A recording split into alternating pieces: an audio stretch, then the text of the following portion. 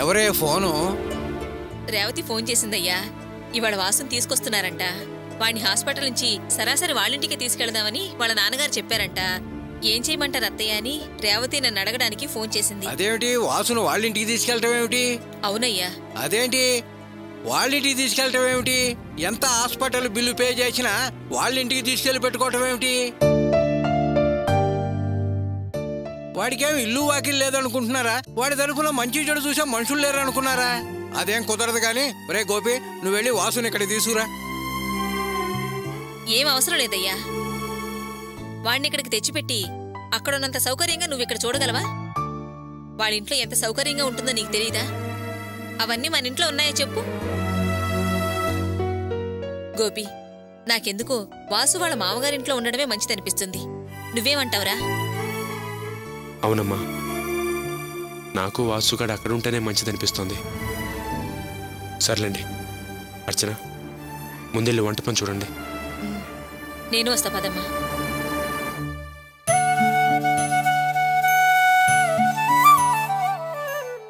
ఏం చేయాలబ్బా? గోపి ఏమో పెళ్లి రోజని గుర్తు చేసి కొత్త బట్టలు పెట్టాడు. ఈ కొత్త బట్టలతో బయటికి వెళ్తే స్నేహితులు విషయం ఏమిటి అని అడుగుతారు. పెళ్లి రోజు అని చెప్పక తప్పదు. వెంటనే శీర్షాలు అడుగుతారు. ఏమిటో ఇవాళ నాకు కూడా నాలుగు తెగలాగేస్తోంది. ఎలాగైనా మందు కొట్టాలి. మన దగ్గర ఏమో దుడ్డు లేదు. ఎలాగబ్బా? ఎవరి పనుల్లో వాళ్ళు ఉన్నారు. ఎక్కడెతకాలి? రేవతి రూములో ఎదిగితే ఏదో ఒకటి దొరక్కపోదు. ట్రై చేద్దాం. పైన భగవంతుడు ఉన్నాడు.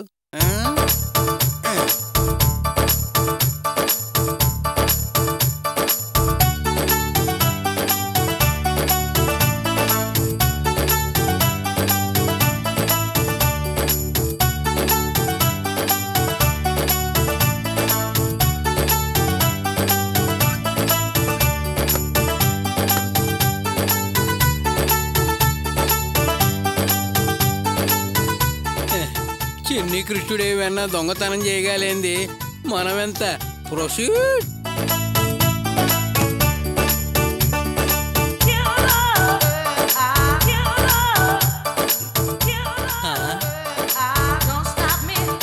ఇది పెళ్లి రోజని రాణి భాగ్యానికి ఇచ్చింది. అయినా మట్టి మొహం, దానికి బంగారం ఎందుకు? నొక్కేస్తే పోలా.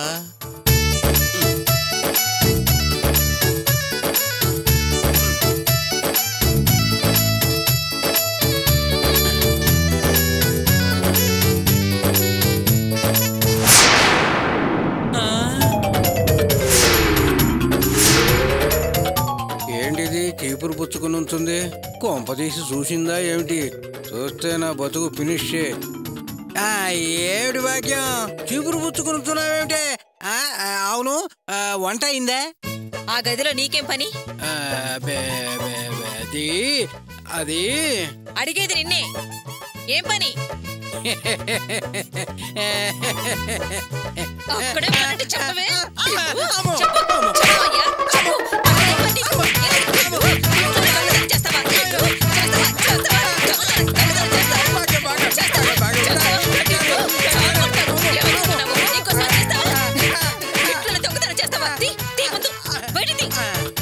ఇంకొకసారి చేస్తామంటే ఇది ఒక జన్మేనా?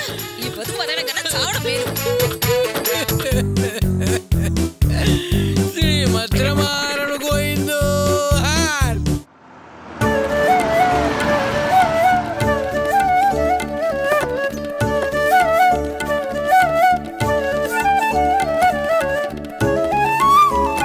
కాంతం, నువ్వు వెళ్ళి హారతి పట్టు. అలాగే.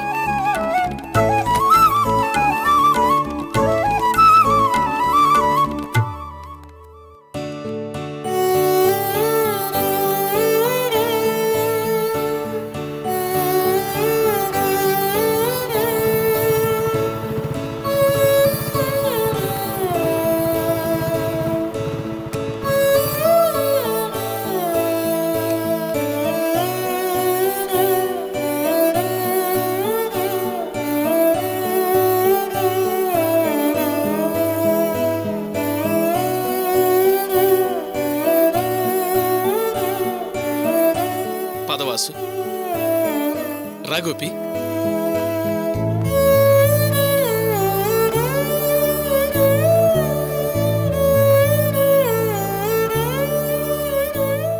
కూర్చోండి అల్లుడు గారు. ఏంటి సార్ మీరు నన్ను రండి కూర్చోండి అని అలా పిలుస్తారు? అల్లుడు అనండి చాలు. అది కాదయ్యా, అల్లుడికి మర్యాద ఇవ్వాలి, అలాగే పిలవాలి. అది పద్ధతి. వరసకి అల్లుడు, మర్యాదకి అల్లుడు గారు, అది లెక్క.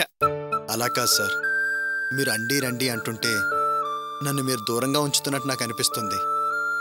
నేను మీ దగ్గర గతంలో పనిచేసిన వాసునే సార్. నన్ను మీరు రాపో అంటేనే నాకు తృప్తిగా ఉంటుంది. అలా అనడం భావ్యం కాదయ్యా, చూసేవాళ్లు తప్పుగా అనుకుంటారు.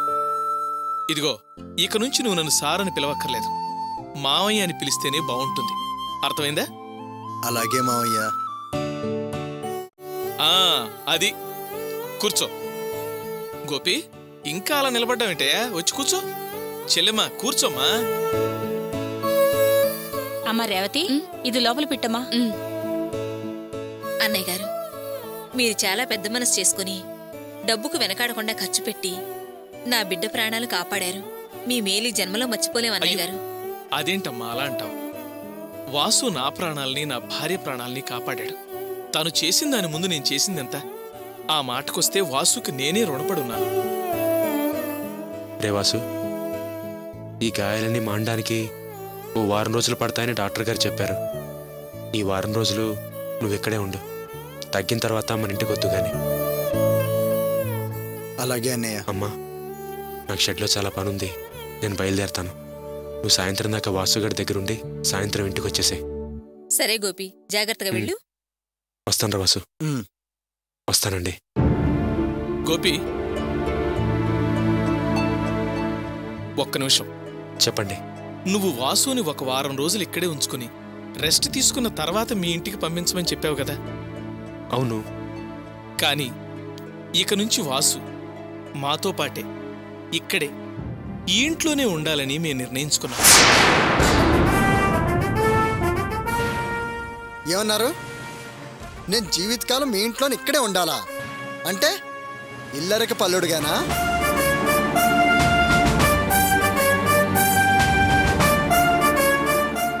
అనుకున్నాను, మీరు ఇలా అంటారని అనుకుంటూ ఉన్నాను.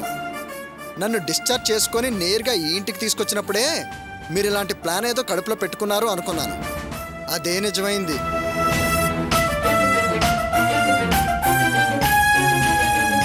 మీ ఆలోచన అదే అయితే జీవితకాలం కాదు, ఈ వారం కూడా ఇక్కడ ఉండను, ఉండలేను.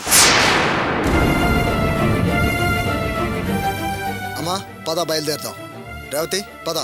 అయ్యో అల్లుడు గారు, కోపగించుకోకండి, ముందు కూర్చోండి. ఎలా అండి కూర్చునేది? వీరనే మాట ఏమైనా బాగుందా? రేవతి కన్న తండ్రని కాదు, నా మావగారని కాదు. మానవత్వంతో వీరి ప్రాణాలు కాపాడాను, అంతేకాని ఈ ఇంట్లో పాగా వేయాలనో మీరంతా నన్ను కలుపుకుపోవాలని ఆస్తో నేను అలా చేయలేదు.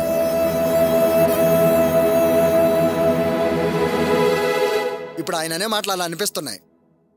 ఇల్లరకం అల్లుడిగా నేను ఉండలేనండి. అలా ఉండడం నాకు ఇష్టం లేదు. నేను బయలుదేరుతాను. అయ్యో, అపార్థం చేసుకోకయ్యా. దయచేసి మా మాటలను అర్థం చేసుకో. మిమ్మల్ని ఇల్లరికం అల్లుడిగా తెచ్చుకొని తక్కువగా చూడాలనే ఉద్దేశం నాకు లేదు. మీ ఇంట్లో మీరెంత స్వతంత్రంగా ఉంటారో ఇక్కడ అలాగే ఉండొచ్చు. ఎలాంటి ఆంక్షలు, అభ్యంతరాలు ఉండవు. ఇది నీళ్ళనే భావనతో ఉండొచ్చు. వాసు, నిన్ను నా అల్లుడని అనుకోవట్లేదయ్యా, నా కొడుకనే భావిస్తున్నాను. కుదరదులేండి. గొప్పింటి వాళ్ళందరూ పేదరికం అల్లుడిని దగ్గరగా ఉంచుకోవడానికి చెప్పే మాటలు ఇవే. నాకు ఇల్లరికం నచ్చదు. ముందు కొడుకు అంటారు, తర్వాత అల్లుడు అంటారు, ఆ తర్వాత పనుడు అంటారు.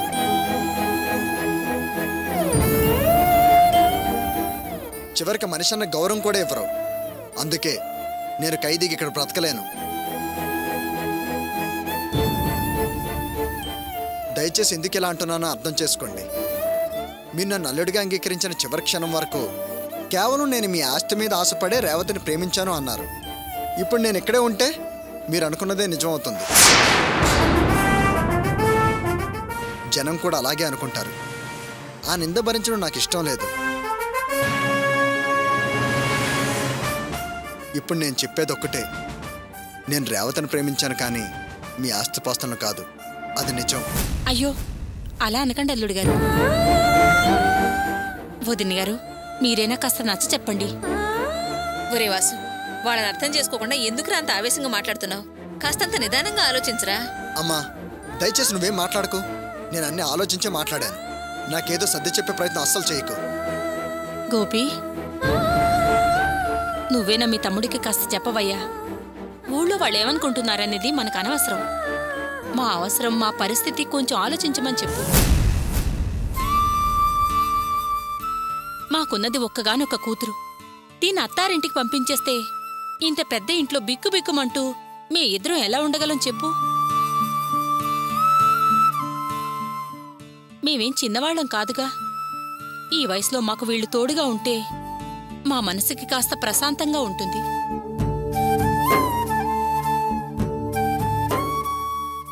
అందుకే మేం బతివిలాడుకుంటున్నాం. మీ తమ్ముడు గౌరవానికి ఏ భంగం రానివ్వం. మాతో పాటు కలిసి ఉండమని చెప్పవయ్యా. గోపి, వాసు రక్తం ఇచ్చి దాన్ని, రక్తం ధారపోసి నన్ను బ్రతికించాడయ్యా. ఒక విధంగా మాకు పునర్జన్మనిచ్చిన దేవుడు. అలాంటి తన్ని మేం తక్కువగా చూస్తావా? మర్యాదలకి లోపం రానివ్వకుండా చూసుకుంటాం. చిన్న అవమానం కూడా జరగదని నేను మాటిస్తున్నాను. అయినా వాసుకి ఈ ఇంట్లో ఉండే హక్కుంది. ఆ విషయం చెప్పు గోపి. చూడండి, వీళ్ళెవ్వరు ఏమైనా చెప్పనియండి. నేను ఆ మాట విని నా మాట వెనక్కి తీసుకోను, నా మనసు మార్చుకోను. దయచేసి ఈ విషయంలో చర్చలు నచ్చ చెప్పడాలు వదిలేయండి. నన్ను అల్లుడిగా అంగీకరించారు కదా, అది చాలు. ఇక ఈ ఇల్లరకాలు ఏమొద్దు. పదమ్మా వెళ్దాం. వాసు, ఒక్క నిమిషం. నువ్వెందుకురా అంత ఆవేశపడుతున్నావు? వెళ్ళిపోదామని ఎందుకంత తొందరపడుతున్నావు? వాళ్ళనే మాటల్లో కూడా అర్థం ఉంది, న్యాయం ఉంది. వాళ్ళ స్థానంలో ఉండి ఒక్కసారి ఆలోచించు. ఏం ఆలోచించినా వాళ్ళ ఉద్దేశం ఏదైనా నేను ఉండాల్సింది ఇల్లరికం అల్లుడిగానే కదా. అది ఎలా కుదురుతుంది? ఎరా, ఎందుకు కుదరదు? ఇల్లరికం ఉంటే తప్పే ఉంది, అదే నేరం కాదే. ఏంటి, ఉండడంలో తప్పలేదా? నువ్వేనిలా మాట్లాడేది? నువ్వెందుకిలా నచ్చ చెప్పాలని చూస్తానో నాకు అర్థం కావటం లేదు. అమ్మ నాన్న అందరిని వదిలేసి నేను ఎలా ఇక్కడికి వచ్చి ఉండగలను? రే, రేవతి కూడా వాళ్ళ అమ్మని నాన్నని, తను పుట్టి పెరిగిన ఇల్లుని వదిలేసి అక్కడ మన ఇంట్లో వచ్చి ఉండటం లేదు. అలాంటప్పుడు నువ్వెందుకు ఉండకూడదురా? ఆడవాళ్ళకో న్యాయం, మగాళ్ళకో న్యాయమా? అదే నేను పెట్టిన సాంప్రదాయం కాదే, తరతరాలుగా జరుగుతూ వస్తుంది. నువ్వు నన్ను కొత్తగా ప్రశ్నిస్తావు ఎందుకు? వాసు, నిన్నటి పాతే ఇవాల్టి కొత్త. ఇవాల్టి కొత్తదనం మళ్ళీ రేపటికి పాతదైపోతుంది. ఒక విషయం ఆలోచించు. ఒక అమ్మాయి పెళ్ళైన తర్వాత అన్నీ వదిలేసుకుని అబ్బాయి కోసం అత్తారింటికి వచ్చినప్పుడు అదే పని ఆ భార్య కోసం ఆ అబ్బాయి ఎందుకు చేయకూడదు?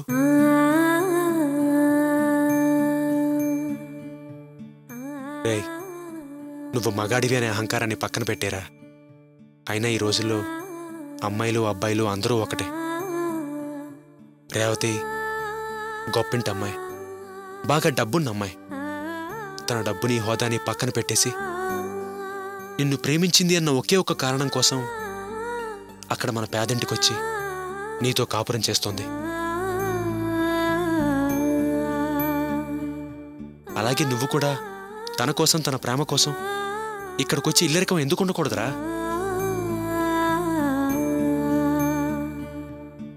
ఆలోచించరా వాసు. రే, మీ మామగారికి అత్తగారికి కొడుకులు లేర్రా. వాళ్ళు నిన్ను అల్లుళ్ళా కాదు కొడుకులా చూసుకుంటామంటున్నారు.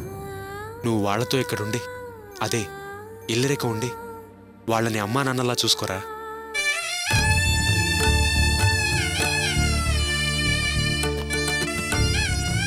ఇక మన అమ్మా నాన్నల గురించి అంటావా? నేను రాణి ఉన్నాం, వాళ్ళని బాగా చూసుకుంటాం. రే, వాళ్ళు కూడా పెద్దవాళ్ళరా. రేపు వాళ్ళకి ఏదైనా జరగకూడదు జరిగితే ఎవరో ఒకళ్ళు తోడుండాలరా.